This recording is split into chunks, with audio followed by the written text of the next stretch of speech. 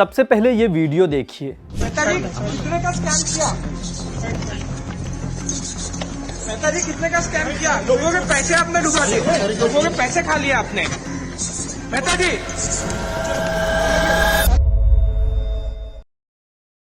ये new India cooperative bank के तत्कालीन जनरल मैनेजर हितेश मेहता है। इन पर बैंक से 122 करोड़ रुपए का गबन करने का आरोप है। इसी के चलते भारतीय रिजर्व बैंक ने न्यू इंडिया कोऑपरेटिव बैंक के कामकाज पर कई तरह के बैन लगा दिए। पूरा कामकाज ठप हो गया है, लोगों का पैसा फंस गया। ऐसे में ये जानना जरूरी है कि हितेश मेहता कौन है, कैसे उसने 122 करोड़ रुपए का स्कैम किया, लोगों के पैसों का क्या होगा, और अगर कोई बैंक बंद हो जाए तो क्या होगा, आपको कितना पैसा मिलेगा, सब कुछ समझेंगे। क्योंकि मेरा पैसा, आपका पैसा, सबका पैसा एक ही है और आज बात उसी पैसे की। नमस्ते, मेरा नाम ब्रिज द्विवेदी है। आप देख रहे हैं दैनिक जागरण का बिजनेस शो मेरा पैसा।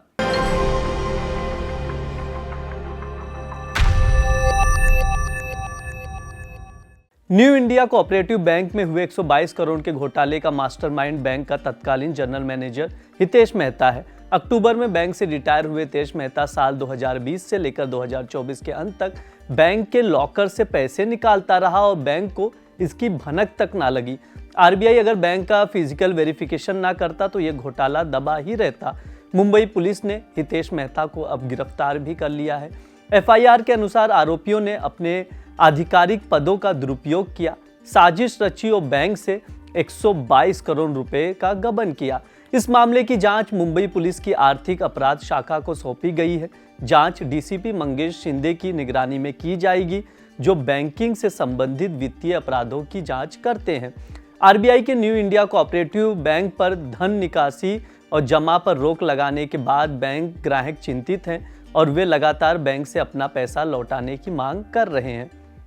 पुलिस की तरफ से बताया गया। मेरा नाम एडवोकेट जयराज जैजक है। मैं सीनियर सिद्धार्थ सर का सीनियर हूँ। मैं सिद्धार्थ सर्वदे सर का सीनियर। हमारे एक्यूज का ऐसा है कि फॉलो इम्प्लीकेटेड लगा है इनके ऊपर, जो कि ये पुलिस अभी इन्वेस्टिगेशन कर रही है। इसमें काफी हद तक का सब इन्वॉल्वमेंट बहुत कुछ है। अभी वो चालू है प्रोसेस सर, अभी सब कुछ है। ऊपर से ऊपर डायरेक्टर, चेयरमैन, सबका इन्वेस्टिगेशन चालू है सर। अभी पुलिस ने कस्टडी लिया है। अभी 21 तक का ये कस्टडी पुलिस के लिस्ट में उनके सिस्टम से चलेगा सर। अभी बाकी कैसे प्रोसेस में अभी तो कुछ पुलिस ने एविडेंस वगैरह रिकॉर्ड पोस्ट नहीं किया कुछ कोर्ट के सामने। अभी आने वाले इसमें देखा जाएगा सर कैसे प्रोसेस। पुलिस ने पुलिस कस्टडी की मांग की, क्या ग्राउंड रखा, उन्होंने क्या बात कही कि हमें इस जांच के लिए चाहिए, क्या बात कही? वही सर उन्होंने बताया है करके कि उनको ग्राउंड के लिए चाहिए करके, further investigation director and all including कौन कौन है इस मैटर में, उसके रिगार्डिंग उनको चाहिए था सर। पिछले सप्ताह बैंकिंग सेक्टर के रेगुलेटर भारतीय रिजर्व बैंक ऑफ इंडिया यानी आरबीआई ने Mumbai based new India cooperative bank के कामकाज पर कई तरह के प्रतिबंध लगाने का फैसला किया। आरबीआई के इस बंदिश के बाद बैंक के खाता धारक अब खातों से अपना जमा, अपनी कड़ी कमाई को भी नहीं निकाल सकेंगे। न्यू इंडिया कोऑपरेटिव बैंक अब तक ना कोई लोन दे पाएगा और ना ही कोई डिपॉजिट ले सकेगा। गुरुवार 13 फरवरी 2025 के कारोबार बंद होने के बाद से ये बैन अगले 6 महीने के लिए लागू हो चुका है। आरबीआई ने कहा कि बैंक की मौजूदा नकदी स्थिति को देखते हुए निर्देश दिया गया है कि वो जमाकर्ता के बचत बैंक या चालू खातों या किसी अन्य खातों से किसी भी राशि की निकासी की अनुमति ना दे। आइए सबसे पहले जानते हैं क्यों लगा बैन। आरबीआई ने इस बैंक पर कई गंभीर प्रतिबंध लगा दिए हैं, जिससे न केवल नया कारोबार ठप हो गया है बल्कि ग्राहकों को अपने ही पैसे निकालने की अनुमति नहीं दी गई है। आरबीआई ने मुंबई स्थित न्यू इंडिया कोऑपरेटिव बैंक पर जो प्रतिबंध लगाए हैं, उसके बाद बैंक अब कोई भी नया कर्ज नहीं दे सकेगा, ना ही ग्राहक अपने जमा पैसे निकाल सकेंगे। ये कदम बैंक की वित्तीय स्थिति और सुपरवाइजरी चिंताओं को देखते हुए उठाया गया है। बैंक की नकदी स्थिति संतोषजनक नहीं है, जिससे जमाकर्ताओं के पैसों पर भी खतरा मंडराने लगा है। इसलिए आरबीआई ने बचत खाते, चालू खाते और अन्य जमाकर्ता खातों से निकासी पर रोक लगा दी है। आरबीआई का कहना है कि यह कदम लोगों के हितों की रक्षा के लिए उठाया गया है, ताकि बैंक की स्थिति को कंट्रोल किया जा सके और ग्राहकों को बड़े नुकसान से बचाया जा सके। अब आइए समझते हैं हितेश मेहता ने कैसे इतना बड़ा स्कैम किया। हितेश मेहता ने न्यू इंडिया कोऑपरेटिव बैंक में अपना करियर क्लर्क के रूप में शुरू किया था। कई प्रमोशन के बाद वो जनरल मैनेजर बन गया। उसके पास दादर गोरेगांव ब्रांच की जिम्मेदारी थी। अकाउंट हेड होने की वजह से बैंक का कैश मेहता ही संभालता था। आरबीआई की जांच में बैंक प्रभा देवी कार्यालय की तिजोरी से 112 करोड़ रुपए गायब मिले, तो गोरेगांव कार्यालय की तिजोरी से 10 करोड़ रुपए गायब हुए हैं। हितेश मेहता 2020 से ही बैंक के पैसे गायब कर रहा था। वो पैसों को तिजोरी में ना रखकर उसे बाहर इधर उधर कर रहा था। मेहता ने पुलिस के सामने स्वीकार किया है कि उसने बैंक के पैसे अपने रिश्तेदारों और जानकारों को दिए हैं। किसी को शक ना हो इसलिए मेहता रजिस्टर में कैश की एंट्री कर रहा था, जबकि तिजोरी में पैसा नहीं रख रहा था। मुंबई के प्रभा देवी स्थित बैंक के कोऑपरेटिव ऑफिस में आरबीआई के अधिकारियों ने जब तीसरी मंजिल पर स्थिति बैंक के मुख्य लॉकर में रखा कैश गिना तो पता चला कि कुल 122 करोड़ रुपए कम है। गोरेगांव ब्रांच में भी जब जांच की गई तो आरबीआई टीम को तिजोरी में जो कैश मिला वो कम मिला।